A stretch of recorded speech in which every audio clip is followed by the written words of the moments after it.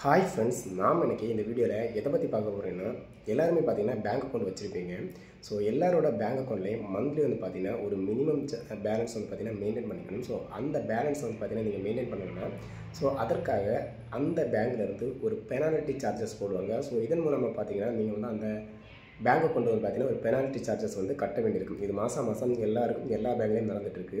So இதில் வந்து பார்த்தீங்கன்னா கனரா பேங்க் ரீசெண்டாக ஜூன் 1, 2025 பார்த்தீங்கன்னா எந்த விதமான பேங்க் அக்கௌண்ட்டு பார்த்தீங்கன்னா நாங்கள் வந்து இனி பெனால்ட்டி சார்ஜஸ் பிடிக்க மாட்டோம், மினிமம் பேலன்ஸ் என்னன்னாலும் நாங்கள் பெனால்ட்டி சார்ஜஸ் பிடிக்க மாட்டோம்னு ஒரு அறிவிப்பை விட்டுருக்காங்க. ஸோ அது எந்தெந்த அக்கௌண்ட்டுன்னு பார்த்தீங்கன்னா சேவிங்ஸ் அக்கௌண்ட்டாக இருக்கலாம், சேலரி அக்கௌண்ட்டாக இருக்கலாம்.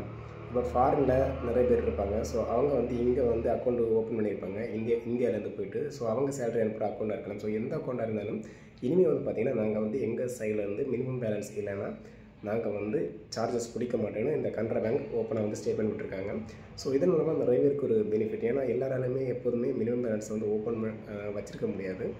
ஸோ இந்த அறிவிப்பு கேட்டதுக்கப்புறம் பார்த்தீங்கன்னா நிறைய பேர் வந்து பார்த்தீங்கன்னா கனரா பேங்க்கில் அக்கௌண்ட் ஓப்பன் பண்ணுறதுக்கு ட்ரை பண்ணிட்டு இருக்கான்னு சொல்லிட்டு இந்த வீடியோ கட் பண்ணுறோம். ஓகே ஃப்ரெண்ட்ஸ், பாய்.